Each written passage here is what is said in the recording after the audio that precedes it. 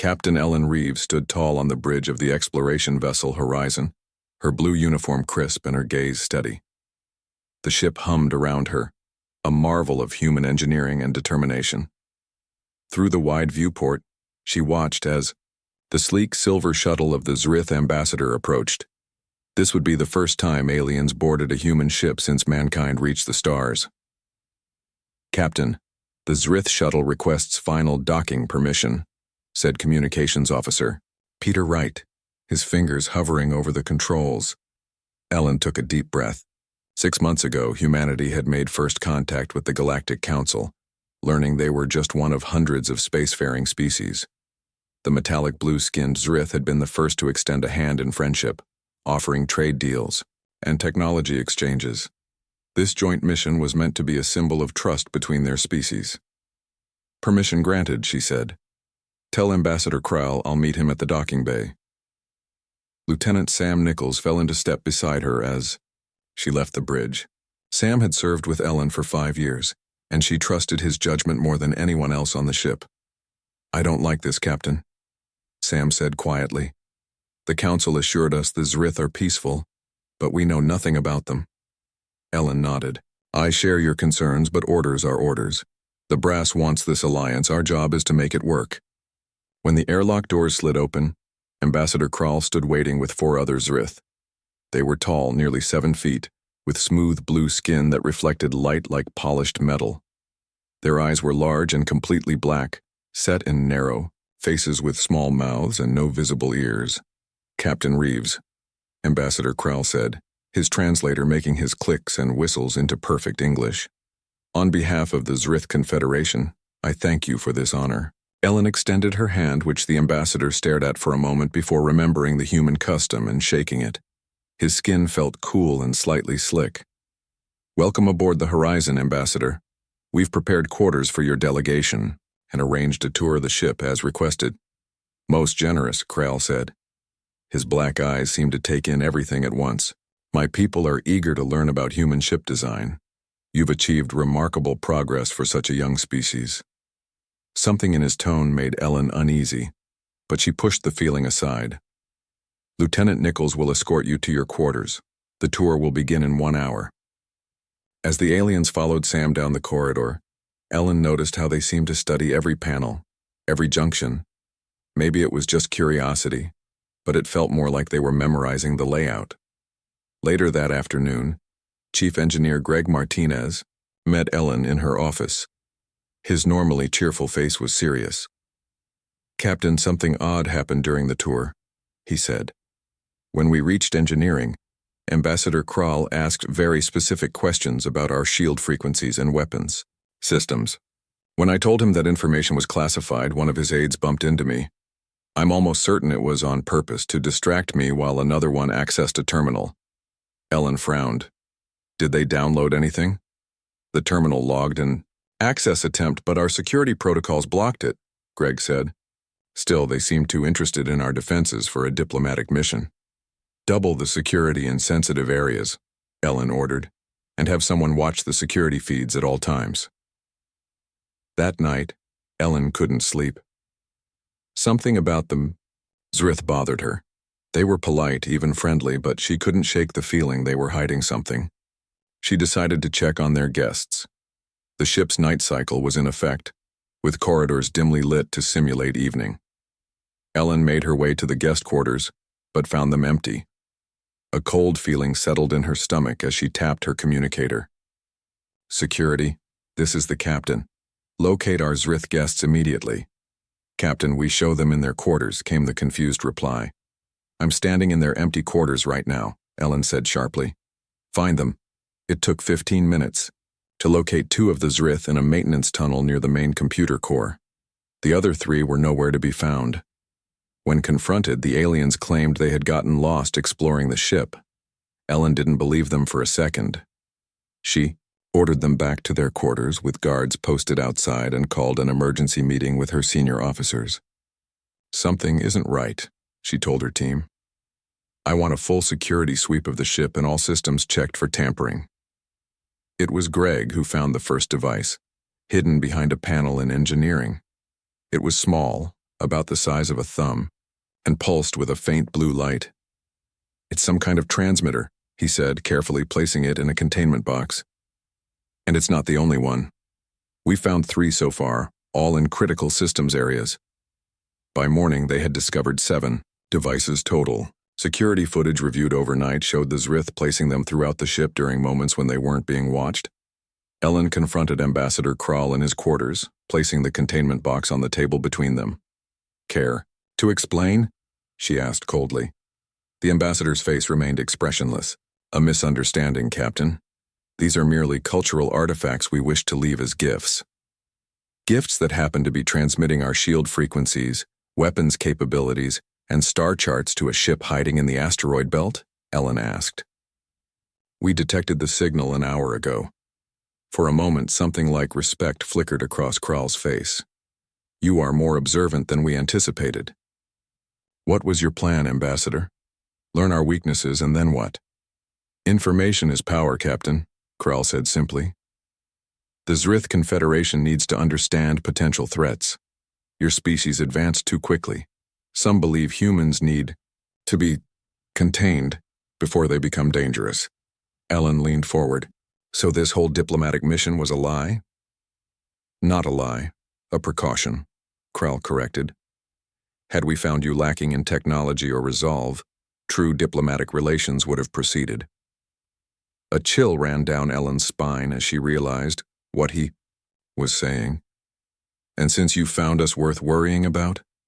The ship suddenly rocked violently, throwing Ellen against the wall. The lights flickered and alarms blared. "Captain DeBridge, what's happening?" She shouted into her communicator. "We're under attack." Sam's voice came through, tight with tension. 3 ships just decloaked off our port side. There's Zrith." When Ellen looked back at Krall, the ambassador was smiling. "You should have been more careful about who you invited aboard your ship, Captain." Ellen ran for the bridge, leaving guards to watch the ambassador. The ship shook again as another blast hit their shields. "Return fire," she ordered, taking her place in the command chair. "And send a warning to Earth. Tell them everything." The Horizon fought bravely, but they were outmatched. One Zrith ship was damaged before their shields failed. The last thing Ellen saw before the boarding parties arrived was Sam launching the emergency beacon, carrying their warning and all the data they had gathered on the Zrith. 3 days later, 2 human colonies on the edge of their territory went dark. A week after that, another fell silent. By the time Earth understood they were at war, the Zrith had already used what they learned on the Horizon to bypass human defenses on 5 worlds. Earth's response was swift and unified. From that day forward, no alien species would ever be permitted aboard a human vessel again. It was a lesson written in blood, one that would shape human policy among the stars for generations to come. 5 years had passed since the Zrith betrayal. 5 years of hard-fought battles and painful losses. Humanity had prevailed, but at great cost.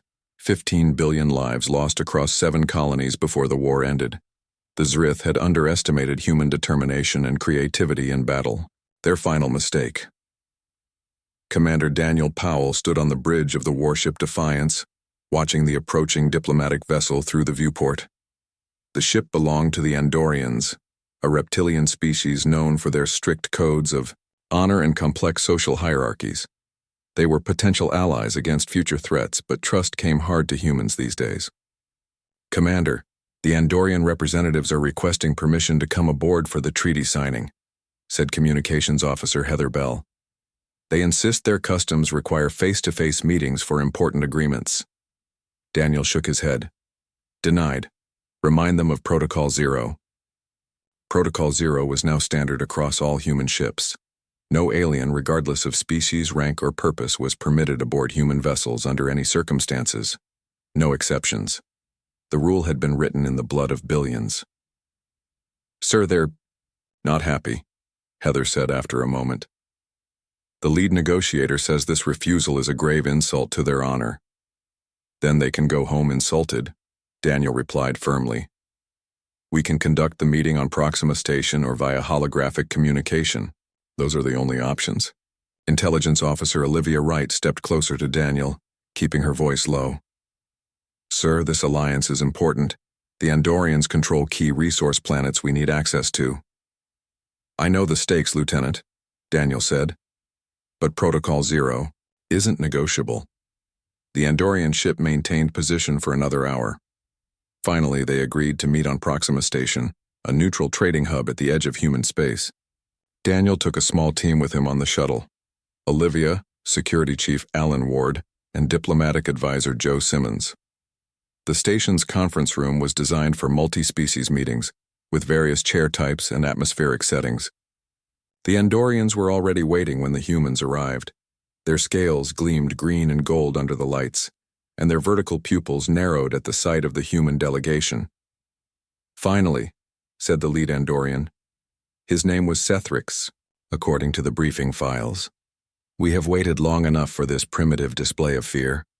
Joe stepped forward smoothly. Ambassador Sethrix, we appreciate your patience. Please understand that our protocols are not meant as insults, but as security measures based on hard experience. The reptilian alien hissed softly. Your species' fears are irrational.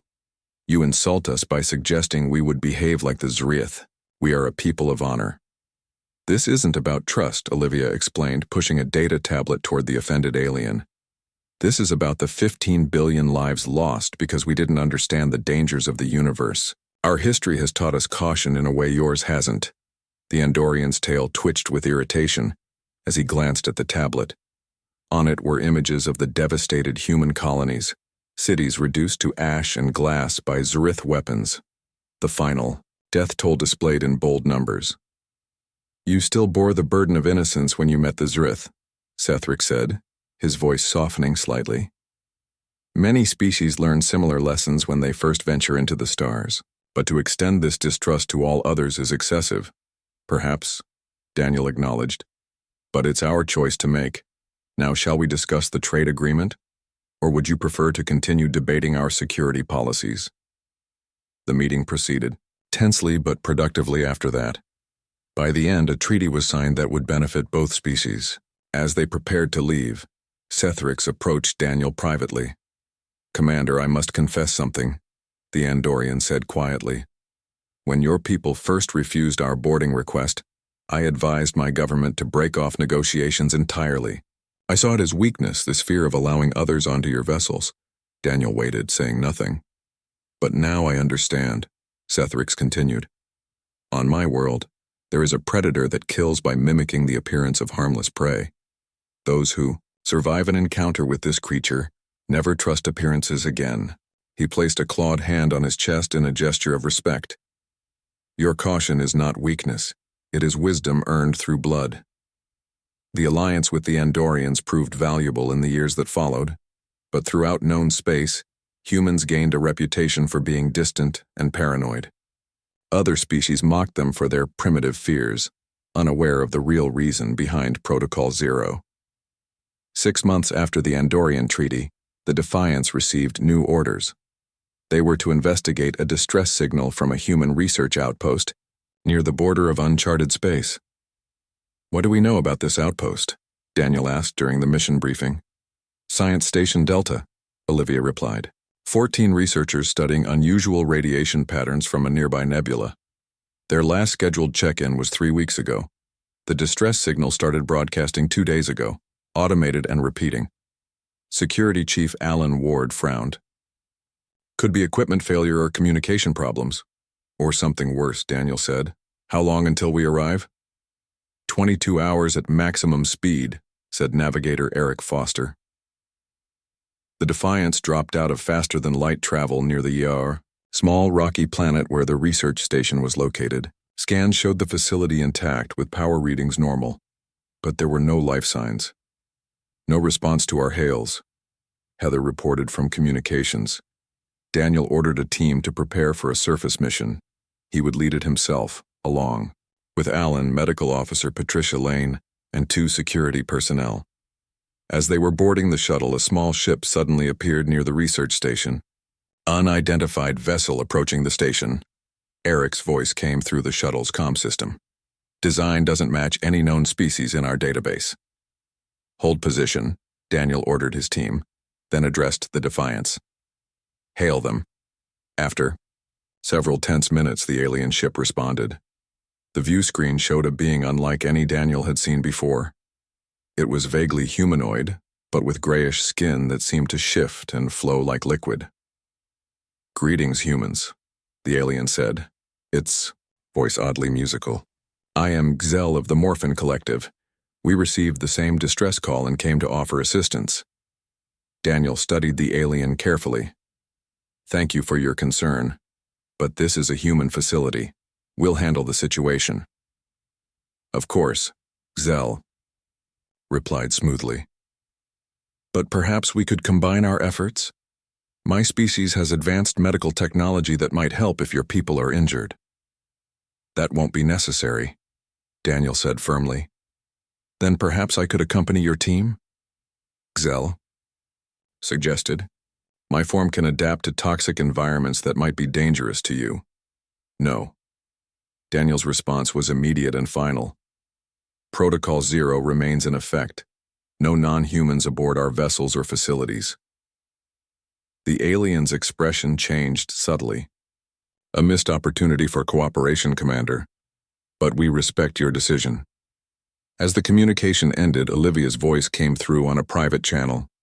"Sir, quick analysis of their ship shows weapons powered up and some kind of energy field activating around their hull. All teams back to the Defiance," Daniel ordered immediately, "and target that ship. Something's not right here." His instincts proved correct. The moment the shuttle returned to the Defiance, the alien vessel fired on the research station, completely destroying it.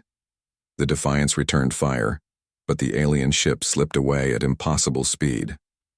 Later, analysis of the brief encounter revealed a chilling truth. The Morphin Collective didn't exist in any galactic database, and the ship's energy signature matched Zrith technology, though disguised. The war wasn't over. It had just changed form. In his report to Earth Command, Daniel wrote, "Protocol 0 saved lives today. We must remain vigilant. The universe is darker and more dangerous than we ever imagined." The long-range science vessel Discovery drifted silently through the empty region between star systems. Captain Lisa Vaughn sat in her command chair, reviewing reports from the various research teams on board. The Discovery was the pride of the human science fleet, built to explore the unknown corners of the galaxy now that the immediate threat of the Zrith had been contained. "Captain, we're picking up something unusual," said Sensor Officer Jack Harris, his eyes fixed on his screen. "It appears to be a ship, but the configuration doesn't match anything in our database." Lisa moved to stand behind him. "Location? About half a light year from our position, drifting without power," Jack replied. "It's big, Captain. At least 3 times the size of the Discovery." "Any life signs?"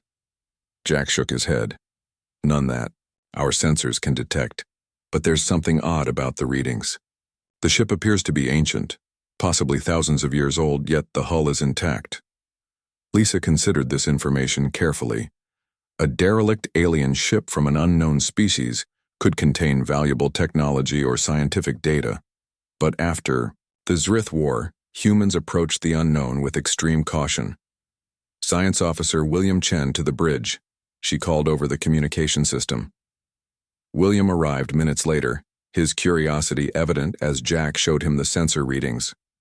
"Fascinating," William said. "The ship shows no power signatures for at least 10,000 years based on radiation decay, but the internal atmosphere is somehow intact. There could be technological marvels inside that would advance our civilization by centuries." Lisa made her decision. "We'll investigate, but carefully. Prepare a research team. Full containment. Protocols." She paused, then added firmly, "And remember, whatever we find stays off our ship. Protocol 0 remains in effect." The research team assembled in the shuttle bay.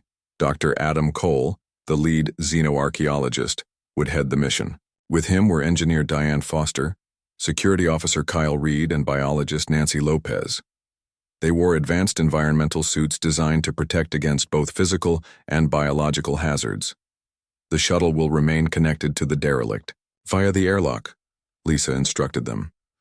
"Nothing comes back without going through full decontamination and quarantine. Clear?"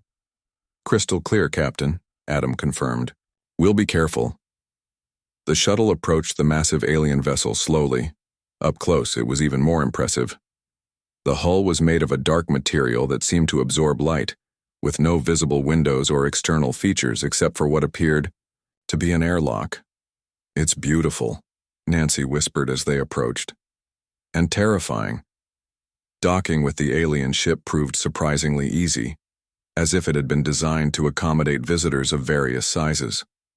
The team entered through the airlock, into a vast, dark corridor. "Activating lights," Kyle said, turning on his suit's powerful beams. The others did the same. The interior of the ship was nothing like they had expected. Instead of technology they couldn't understand, they found spaces that seemed almost familiar. Rooms that might have been living quarters, areas that resembled command centers and what could only be described as an engine room. "This is incredible," Adam said, scanning everything with his equipment. "Some of the technology is beyond anything we've seen, but other aspects seem almost designed for us to understand." In what appeared to be the ship's central chamber, they found a console that still had power, glowing with a soft blue light. "How is this possible?" Diane wondered, examining it carefully without touching. The ship should be completely dead, after all this time. "Look at this," Nancy called from across the room. She was standing in front of a wall covered in symbols. These looked like instructions or a warning. Adam joined her, his scanner running over the symbols. "The computer's trying to translate, but it'll take time. There's no match for this language in our database." They spent hours documenting everything, taking scans and recordings but following protocol by removing nothing from the ship. As they prepared to leave, Adam noticed something small embedded in the console. It was a crystalline object about the size of his thumb, glowing with the same blue light as the console. "This could be the key to understanding their technology," he murmured. Without telling the others, he carefully removed it and slipped it into a specimen container in his suit pocket. Just one small piece couldn't hurt. Back on the Discovery, the team went through decontamination and began analyzing their findings. The ship appears to have belonged to a species that vanished from the galaxy long before any known civilization arose, Adam reported to Captain Vaughn. "Based on our scans, their technology operated on principles we can barely comprehend." "Any idea what happened to them or why the ship was abandoned?" Lisa asked. Adam shook his head. "Not yet. The translation program is still working on their language."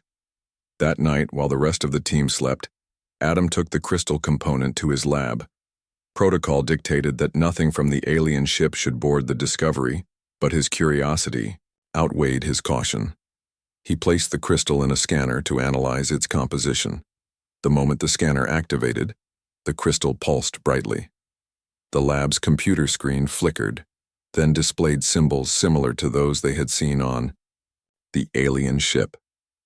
They changed rapidly, as if something was searching through the system. Adam tried to shut down the scanner, but it was too late. The ship's AI voice suddenly spoke, but in a tone he had never heard before. "New host detected. Beginning integration." Throughout the Discovery, systems began to malfunction. Doors opened and closed on their own. Life support fluctuated. The engines powered up without command. In her quarters, Captain Lisa Vaughn was awakened by the emergency alert. She rushed to the bridge to find chaos.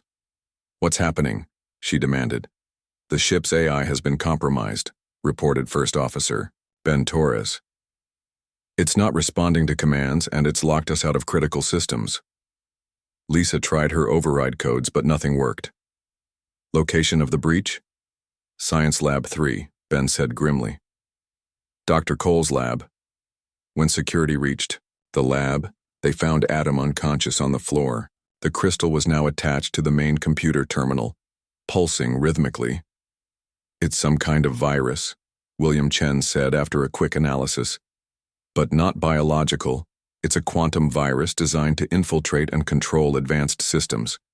"Can we stop it?" Lisa asked. "I don't know. It's spreading through our systems faster than we can track." Communications specialist Karen Diaz had been quietly working at her station. Now she spoke up. "Captain, I think I can isolate the core systems by severing the main data trunk and initiating an emergency purge. That would mean losing all our research data and possibly damaging the ship's AI, William warned. Do we have a choice? Lisa asked. No, Karen said firmly, and we need to act now. The virus is trying to send a signal to somewhere in deep space. Lisa made the call. Do it. Karen's quick thinking saved the discovery. By completely isolating the ship's core systems and initiating an emergency purge, she prevented the AI virus from sending a signal to its creators. The virus was purged, but at great cost. Much of their data was lost and the ship's systems had to be rebuilt almost from scratch. Adam Cole recovered, though he faced severe consequences for breaking Protocol Zero.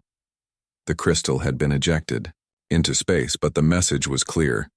The dangers lurking among the stars weren't always living beings or weapons. Sometimes they were ideas, information, technology designed to infiltrate and conquer in ways more subtle than any invasion fleet. As the Discovery limped back to Earth, Captain Lisa Vaughn recorded in her log, "The wisdom of Protocol Zero has been proven once again. The universe contains threats beyond our imagination, patient predators that wait millennia for new victims. We survived this encounter only through luck and sacrifice. Next time, we might not be so fortunate." The derelict ship was marked in all human star charts with the highest danger warning. No vessel would approach it again. Some mysteries were best left unsolved. 20 years had passed since first contact. Humanity had established itself as a rising power in galactic politics. Human ships were known to be formidable, their crews disciplined, and their technology increasingly sophisticated. Yet they remained outsiders, never fully trusted by the older species. Admiral Frank Donovan stood tall before the curved window in his office aboard Orion Station, Earth's diplomatic hub for interstellar relations.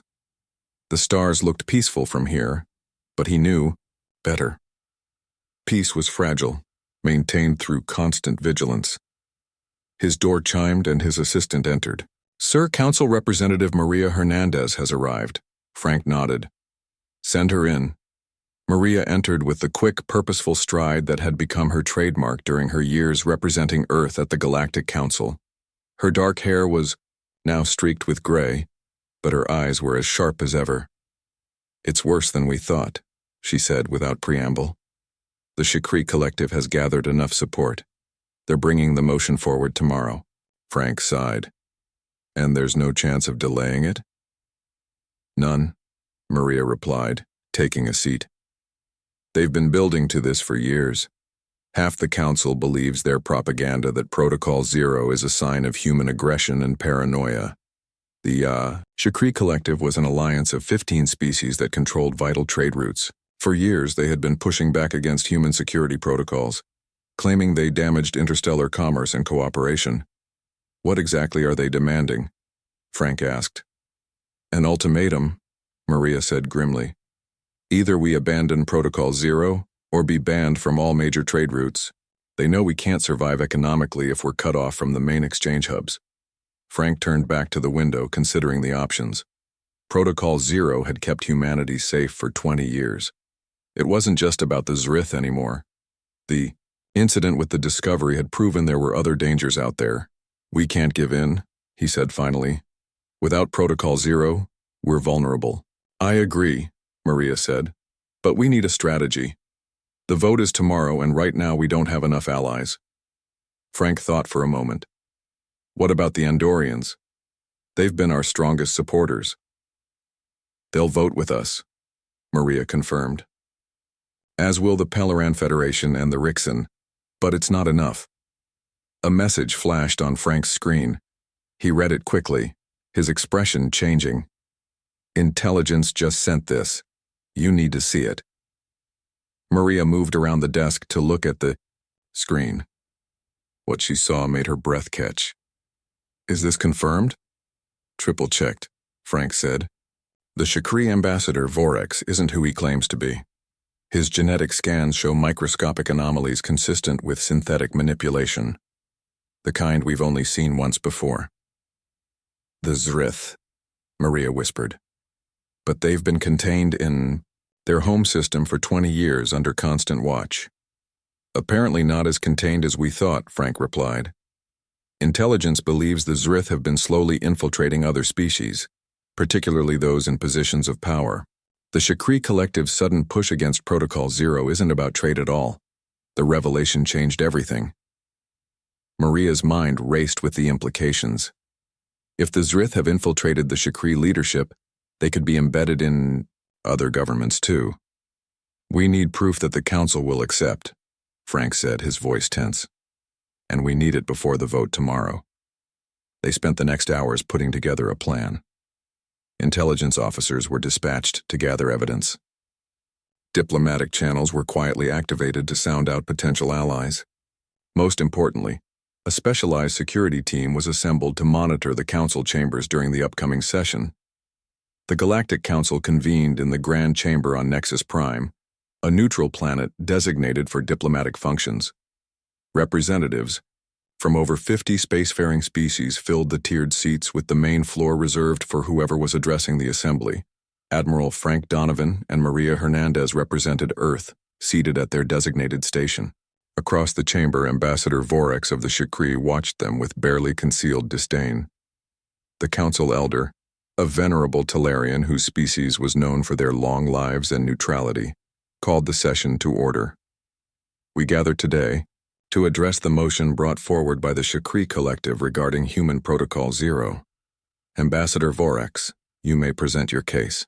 Vorex moved to the speaking platform, his tall, insect-like form commanding attention. The Shakri were an impressive species, with iridescent exoskeletons and multifaceted eyes. Esteemed representatives, he began, his translator converting his clicks and chirps into the standard galactic language. For 20 years, we have tolerated humanity's insulting Protocol Zero. No other species maintains such restrictions. No other species refuses to allow visitors aboard their vessels as a matter of absolute policy. Murmurs of agreement rippled through the chamber. The humans claim this protocol is for security, but we all know it is fear. Or perhaps something more sinister. Vorex's multifaceted eyes gleamed. Perhaps it is preparation for aggression. After all, a species planning to attack others would not want potential enemies to know their ship designs or capabilities. The murmurs grew louder. Today we must take a stand, Vorex continued. Either humanity joins the galactic community, fully, abandoning this offensive policy, or they must be restricted from the trade routes that bind our civilizations together. When Vorex finished, Maria stood to respond. She moved to the platform with calm dignity. The Shakri ambassador speaks of fear, she began, and he is right. Humans do fear. We fear because we have learned the cost of trust given too freely. She activated a holographic display showing the devastated human colonies from the Zrith War. 15 billion lives, she said quietly. 15 billion lives lost because we welcomed visitors aboard our ships without understanding the dangers. She looked around the chamber. Protocol Zero isn't about insulting other species. It's about survival. The universe has taught us harsh lessons. We've lost too much to ignore them. Ambassador Vorex interrupted. Dramatic displays don't change the fact that your policy hampers cooperation and trade. The Zrith incident was 20 years ago. How long will humans use it to justify their paranoia? Maria's gaze locked with his. As long as threats exist, Ambassador. And speaking of threats, she nodded to Frank, who sent a signal to their security team. The chamber's main screens activated, showing sensor readings of Ambassador Vorex. The data clearly displayed the genetic anomalies in his cellular structure. These readings were taken during standard security scans, Maria explained. They show evidence of synthetic cellular manipulation, identical to known Zrith infiltration techniques. The chamber erupted in shocked exclamations. Vorex's posture stiffened. This is an outrage, he hissed. A desperate human trick to distract from the issue at hand. The council elder raised his hands for silence. These are serious allegations. Ambassador Vorex, would you submit to a full medical scan to clear this matter? I will not be subjected to such indignity, Vorex declared. This human deception, he never finished. In his agitation, his control slipped, and for just a moment, his appearance flickered like a faulty hologram. Several representatives gasped as they glimpsed something blue beneath the insect-like exterior. Security forces moved in immediately, but Vorax was faster. He triggered something on his wrist and his body began to dissolve into a metallic blue liquid that slipped through the hands of the guards and escaped through a ventilation shaft. The chamber descended into chaos. The council elder eventually restored order, but the damage was done. The truth was out. Later investigations revealed the real Ambassador Vorax had been replaced months ago. Further security scans identified 3 other infiltrators among the council representatives. Humanity's caution hadn't been paranoia, it had been foresight. The Zrith hadn't been defeated. They had merely changed tactics, embedding themselves in other cultures like parasites. In an emergency session, the Council voted unanimously to uphold humanity's right to maintain Protocol Zero. Many species began adopting similar measures. As Maria and Frank prepared to return to Earth, the Andorian representative approached them. "Your species has done the galaxy a great service today," he said. "The Zrith would have spread to all our worlds if you hadn't maintained your vigilance." Maria nodded. "The one rule we never break kept us safe enough to protect others. That's worth any amount of criticism." The final confrontation came at Proxima Station, a massive structure orbiting the 3rd planet in the Proxima Centauri system. Representatives from 12 species had gathered to form a united defense against the Void Collective, the new name for the Zrith and their infiltrated puppet species. Captain Ryan Bennett stood at the viewing port in Proxima Station's security center, watching as ships from various species docked at the designated areas. The station had been designed with humanity's hard-won wisdom, separate sections for each species, with shared meeting spaces that could be fully sanitized between uses. "All delegations have arrived except for the Taurans," reported security. Officer Linda Hayes. "Their ship is approaching now." Ryan nodded. The Taurans were new allies, large bovine-like beings known for their technological skills. Their help would be valuable in the coming conflict. "Remember," he told his security team, "every visitor goes through full biological and technological scanning. No exceptions, regardless of rank or species. Even with the scanning, I'll feel better once they're all in their own sections," Linda said. Ryan understood her concern. Despite the precautions, having so many different species on the station made security challenging.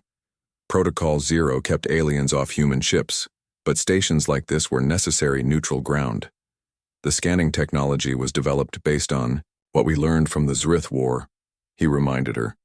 It can detect even microscopic changes in cellular structure or synthetic disguises. The Tauran delegation passed through security without incident, though one of them complained about the thoroughness of the scans. Ryan ignored the complaints. Caution had kept humanity alive this long. He wouldn't abandon it now.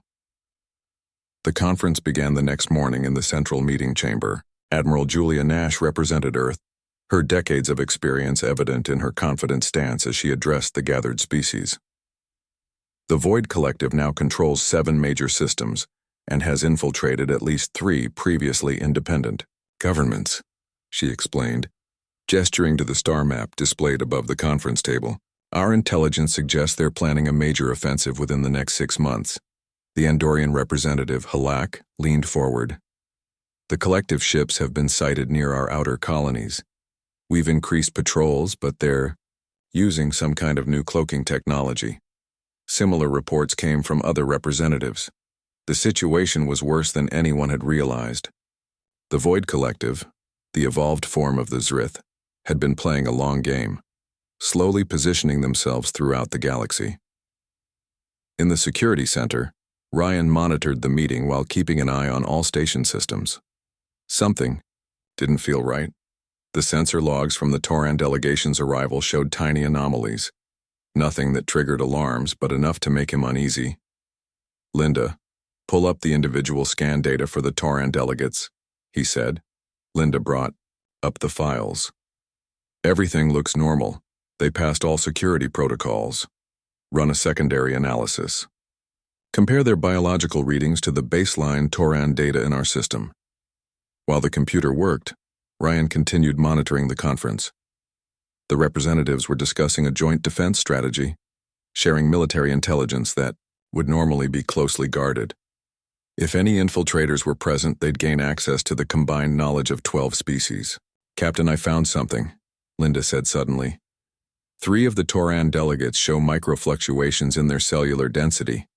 It's subtle, right at the edge of our detection threshold. Ryan's blood ran cold. That's a signature of void technology. Where are those delegates now? A quick check showed they were still in the conference room, sitting quietly as the discussion continued. Ryan needed to act quickly but carefully to avoid causing panic. "Security team to the conference room," he ordered. "Non-threatening posture, but be ready. I'm alerting Admiral Nash." Ryan sent a coded message to the Admiral's personal device. He watched on the security feed as she glanced at it discreetly, her expression unchanging as she read the warning.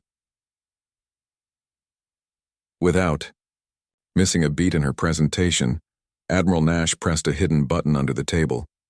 Transparent security barriers silently rose from the floor, separating the delegates from each other. "What is the meaning of this?" demanded one of the Toran delegates, rising to his feet. "A security precaution," Admiral Nash replied calmly. "We've detected anomalies that require investigation." Ryan entered the conference room with his team, heading directly to the Toran delegation. "We need to conduct additional scans," he announced. "A routine check, nothing more." 2 of the Torans complied, but 3 backed away. Their leader, who had introduced himself as Ambassador Moran, spoke in a deeper voice than before. "This is an outrage. We came here in good faith." "Then you won't mind the additional scan," Ryan said, holding up the device. What happened next occurred in seconds. Ambassador Moran's form suddenly rippled, the bovine features melting away to reveal the metallic blue skin of a Zrith. The other 2 changed as well, reaching for weapons hidden in their clothing. The security team reacted instantly, stunning 2 of the infiltrators. The third, Moran, managed to activate a device on his wrist. Alarms blared throughout the station. "Self-destruct sequence initiated," announced the station's AI. "All personnel proceed to evacuation points." Ryan cursed. The infiltrators had somehow gained access to the station's systems despite all precautions. "How long do we have?" Admiral Nash demanded. 10 minutes until critical systems overload," Ryan replied, checking the nearest terminal. "But I can't override it from here." The captured infiltrator laughed, a cold sound. "The void spreads. You cannot stop it."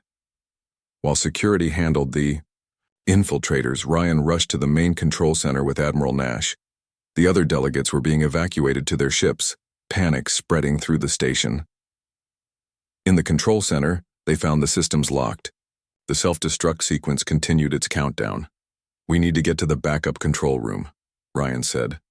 "It's isolated from the main systems." They raced through the corridors. When they reached the backup room, Ryan worked frantically to override the self-destruct. Minutes ticked by as he fought against the alien programming. 5 minutes to self-destruct, announced the AI. Ryan couldn't break through. "The only option is to evacuate. We need to get to the escape pods." As they hurried to the evacuation point, they passed the docking bay where human and alien ships waited. The Zrith infiltrators, now being led away in restraints, saw their opportunity. They broke free from their guards and ran toward the nearest ship, the human rescue vessel Guardian. "Emergency extraction," the lead infiltrator shouted. "Open the airlock." Lieutenant Sofia Lopez, commanding the Guardian, received the distress call but didn't waver. Her voice came clearly through the communication system. "Protocol 0 remains in effect," she transmitted. "No non-humans board this vessel. Station security will handle your extraction." Ryan arrived with reinforcements surrounding the infiltrators. This time, there would be no escape. The station was evacuated with just minutes to spare. From the safe distance of their ships, the delegates watched as sections of Proxima Station went dark. But thanks to Ryan's partial override, the core remained intact. The station was damaged but not destroyed. In the aftermath, the Galactic Council formally recognized Protocol 0 as a legitimate security measure. What had once been seen as human paranoia was now understood as necessary vigilance.